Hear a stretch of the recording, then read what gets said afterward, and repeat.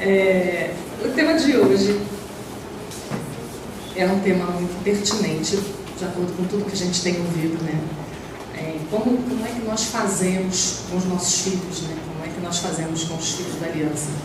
O que é que a Bíblia exige de nós e como é que nós devemos ensiná-los à luz disso, com respeito ao culto público. E vamos falar também sobre o culto doméstico, né? E eu queria, antes de começar, que nós orássemos e pedíssemos que o Senhor nos abençoasse nessa tarde, que fosse uma tarde proveitosa para nós. Senhor, nós te louvamos por tudo que nós já temos ouvido até agora. Confessamos a Deus a nossa incapacidade em entender as tuas coisas por nós mesmos, também de colocá-las em prática. Por isso nós carecemos e necessitamos do teu Espírito Santo, nos auxiliando, nos ajudando, nos ensinando, nos apacentando. Tem misericórdia de nós, dá-nos, ó Deus, momentos de reflexão agora à tarde. Nos ajuda, Senhor, a compreender o que a tua palavra fala, em detrimento daquilo que nós achamos, em detrimento daquilo que o mundo fala. É isso que nós pedimos e te clamamos em nome de Jesus. Amém. A primeira pergunta, pode passar aí, Sibeli. A primeira pergunta que eu quero fazer para você, se der errado com o que eu falar aqui, alguém me avisa. A primeira pergunta é a seguinte: culto é lugar de criança?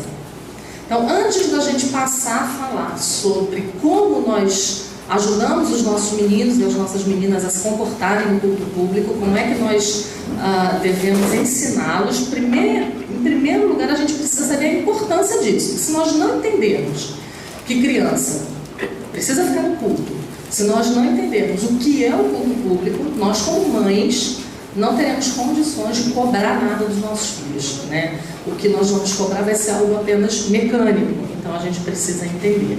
E eu queria voltar à segunda palestra que nós tivemos hoje, quando o pastor disse e explicou um pouquinho sobre o que é o princípio regulador do culto e o princípio normativo para o culto. Eu sei que vocês estão, a maioria de vocês pelo menos está acostumada com esses conceitos, né? E eu queria dar uma rápida pincelada.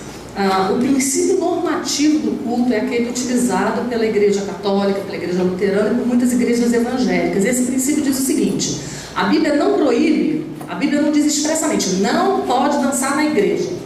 Não diz isso. Então a gente pode fazer, porque a Bíblia não diz que não é para fazer. Esse é o princípio normativo. E o princípio regulador do culto, que é o princípio adotado por todos os reformados, é aquele que diz que só pode ser feito no culto público aquilo que a Bíblia expressamente afirma e manda. Tá? Então a gente precisa entender isso. Por que eu estou dizendo isso para vocês? Porque tudo que nós fazemos no culto público, tudo, desde a hora que a gente entra até a hora que a gente vai embora, tudo que é feito no culto público precisa ser prescrito expressamente pela palavra de Deus. E aí eu desafio você a me mostrar um versículozinho, um só, que mande, já que o princípio regulador do culto diz que tudo tem que ser ordenado pela Escritura, então mostre-me um versículo no Novo ou no Velho Testamento que diga: tira as crianças da igreja, mande as crianças para a salinha na hora da pregação, tirem as crianças de perto de mim, diria Jesus. Muitas vezes nós pautamos aquilo que nós pensamos pelo pragmatismo, pautamos aquilo que nós pensamos e a nossa prática de culto e outras práticas também da vida, mas o assunto aqui é culto. Pautamos a nossa prática por aquilo que a gente acha que dá certo, por aquilo que a gente vê as escolas fazendo, o mundo fazendo, a psicologia fazendo, a didática fazendo, a pedagogia fazendo. Mas no que tange ao culto público, não tem ciência no mundo, e nem a ordem nenhuma dada na Escritura, não tem ciência no mundo que possa contradizer aquilo que a Bíblia fala. E aí, como eu disse a vocês, me mostrem um versículo na Bíblia que expressamente ordene que as crianças sejam retiradas do culto, e eu vou mostrar para vocês alguns, porque não vai dar tempo de mostrar todos, mas eu quero mostrar para vocês alguns que, ao contrário, ordenam expressamente e mostram que em toda a história da igreja, no Velho e no Novo Testamento, o culto é familiar, o culto é para a família da aliança. E as crianças estão incluídas na família da aliança. Então eu queria que você abrisse comigo o texto de Joel, capítulo 2. Joel, capítulo 2, versos 15 e 16. E o texto diz assim: tocai a trombeta em Sião, promulgai um santo jejum, proclamai uma assembleia solene. Aqui está falando de culto, tá, gente? Congregai o povo, santificai a congregação, ajuntai os anciãos, reuni os filhinhos e os que mamam. Saia o noivo da sua recâmara e a noiva do seu aposento. Então, a conclamação para o culto solene aí é feito para todo o povo de Deus. E ele vai citar algumas categorias: os anciãos, os filhinhos, os que mamam. Lá em Êxodo, capítulo 10 também, versos 8 e 9, nós vemos aquela briga com Faraó por quem ia sair para adorar no Egito. E Faraó queria que fosse apenas uma parte do povo, e Moisés disse o que para ele? Não, nós vamos até com o nosso gado prestar culto ao Senhor no deserto. É todo mundo. Então Moisés e Arão foram conduzidos à presença de Faraó, e este lhes disse: ide, servir ao Senhor vosso Deus. Porém, quais são os que hão de ir? Respondeu-lhe Moisés: havemos de ir com os nossos jovens, com os nossos velhos, e com os filhos, e com as filhas, e com os nossos rebanhos, e com o nosso gado havemos de ir, porque temos de celebrar a festa ao Senhor. Então, levanta acampamento e bora todo mundo. Deuteronômios 20 é um texto maravilhoso, que a gente vai usar mais no final, mais especificamente. Eu só vou lê-lo agora, depois eu vou fazer uma pequena reflexão sobre ele. Deuteronômio 6:20 diz assim: quando teu filho no futuro te perguntar, dizendo: o que significam os testemunhos, estatutos e os juízos que o Senhor nosso Deus vos ordenou? Aquela criança ali está acostumada, ela foi criada num ambiente onde ela conhece todos os testemunhos, os estatutos e os juízos de Deus. 2 Crônicas 20, verso 30, também nos ensina a mesma coisa. Todo Judá estava em pé diante do Senhor, como também as suas crianças, as suas mulheres e os seus filhos. Todo o povo estava de pé para ouvir a lei de Deus. Ali era culto. Toda a família do pacto estava junta, toda a família da aliança estava junta para ouvir a palavra de Deus. Quando nós apartamos os nossos filhos desse privilégio, nós estamos tirando bênçãos deles, e a gente vai ver isso daqui para frente. Pode passar. A promessa é para vós e para vossos filhos. A geração e a descendência foi a forma como Deus escolheu que traria o Redentor ao mundo. Não é isso? Não é através das gerações? E todos os textos que você lê a respeito de ensino aos filhos, você for para o Salmo 78, você vai ver isso. Que ouvimos e aprendemos, que nos contaram nossos pais, não encobriremos a seus filhos, contaremos as vindouras gerações, a fim de seus filhos, que ainda hão de nascer, se levantassem. O tempo todo a Bíblia fala isso, que a promessa é para nós, para nossos filhos. O pacto de Deus com seu povo é um pacto de aliança perpétua, de gerações. Foi através de gerações que o Messias veio para nós, né? Através das gerações é que a igreja permanece de pé no mundo. Então essas promessas, todas as promessas da aliança sempre incluíram os filhos. E o culto solene é o ponto máximo da relação de Deus com o seu povo, não é? Não foi isso que a gente aprendeu aqui hoje de manhã? Nós temos 6 dias onde nós cultuamos a Deus com a nossa vida, sim, mas tem um que é especial.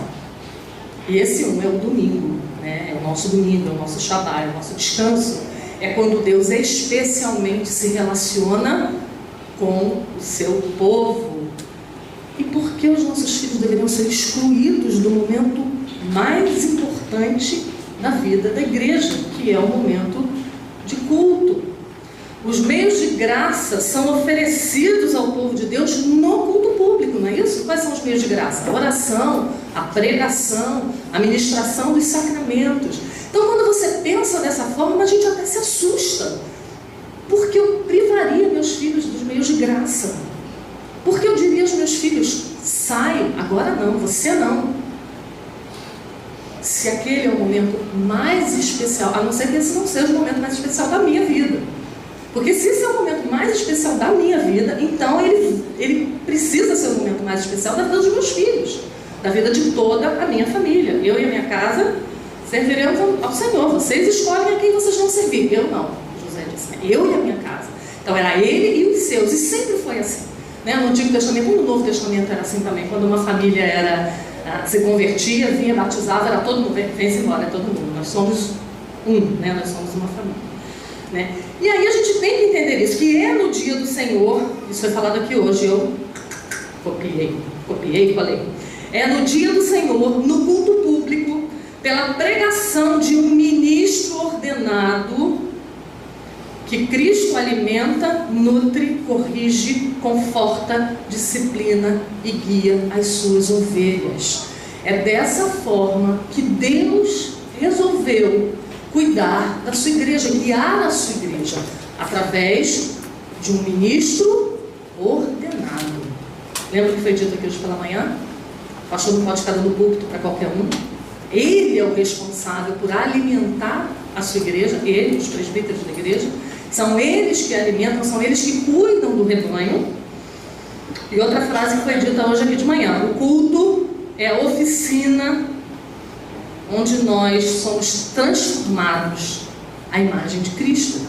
É no culto público que isso acontece, gente, através da pregação do Evangelho. E a gente pode não compreender como isso acontece. E eu vou dar um exemplo para você de uma construção, onde cada domingo um tijolo é colocado.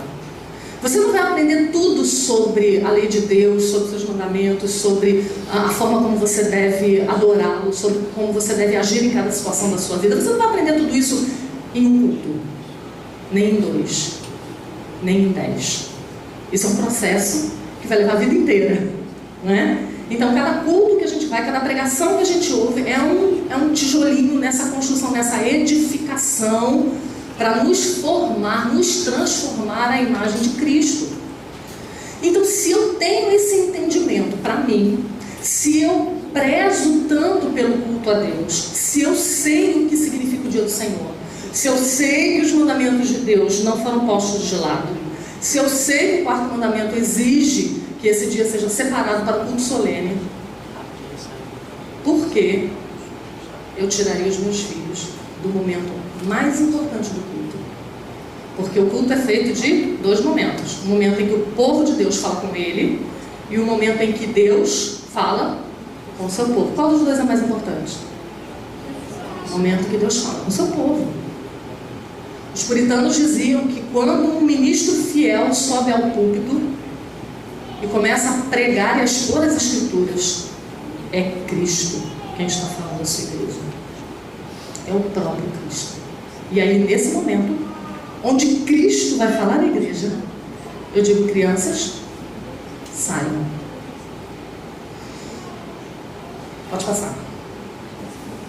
A permanência das crianças no culto público é dever dos pais e privilégio das crianças. É isso que está aí? É dever do pai e da mãe e é privilégio das crianças. E aí eu fiz uma conta, só para a gente ter uma noção do que a gente faz. Uma conta básica. Quando as crianças são excluídas da pregação da palavra de Deus, tem igrejas que tiram na hora da mensagem, o que é muito ruim. Tem igrejas que tiram desde sempre, o que é muito pior. Eu conheço igrejas que fazem a oração inicial e despacham as crianças para a salinha. Eu conheci uma esposa de pastor que ela disse para mim: na minha opinião, criança não devia nem pisar na igreja. Elas já deviam chegar e ir direto para a classinha. Elas não precisavam pisar na igreja, né? E aí eu fiz uma conta básica. Vamos supor que na sua igreja tenha 2 cultos por domingo: culto da manhã e culto da noite. Se a sua criança é privada da pregação, em um ano ela terá perdido 104 pregações do Evangelho. Sabe quanto é isso ao final de 10 anos? 1040 pregações do Evangelho exposto e pregado por um ministro ordenado e chamado por Deus para fazer isso. Note que eu não estou menosprezando o trabalho do departamento infantil, por exemplo, que é outra história. Escola dominical não é culto. Isso é uma diferença que a gente precisa saber fazer. Tá? Culto solene é culto solene. Reunião da SAF, conferência, palestra, escola dominical, isso é outra história. E aí você vai fazer do jeito que você quiser, né? Então, na escola dominical tem classe para crianças, ótimo. É um momento importante, precioso? Claro que é. Mas não queiram comparar uma aula de escola dominical que eu dou com a pregação feita por um ministro ordenado por Deus, chamado para isso. É muito diferente.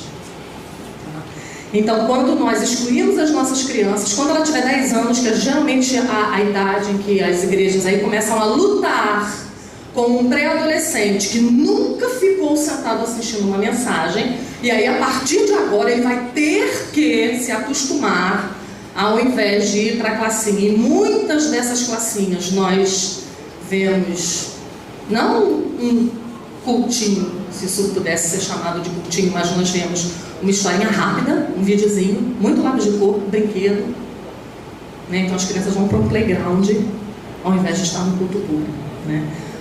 Então, com 10 anos de idade, essa criança terá perdido 1.040 pregações. Isso é um absurdo, isso é impraticável.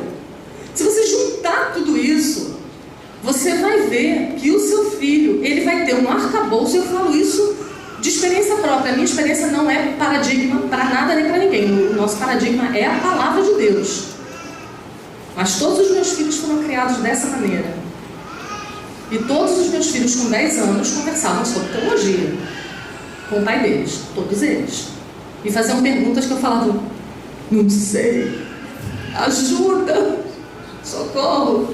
Porque eles foram acostumados desde cedo a botar a cabecinha para funcionar. A gente vai continuar falando sobre isso mais tarde. Então, se nós vemos o culto como privilégio e entendemos que estamos diante do Deus de toda a terra, se ansiamos e esperamos por esse momento durante toda a semana, se entendemos o sentido do ajuntamento solene do povo de Deus para adorá-lo, por que negaríamos esse privilégio aos nossos pequenos? Nós não queremos sempre o melhor para os nossos filhos? Não é isso que a gente quer?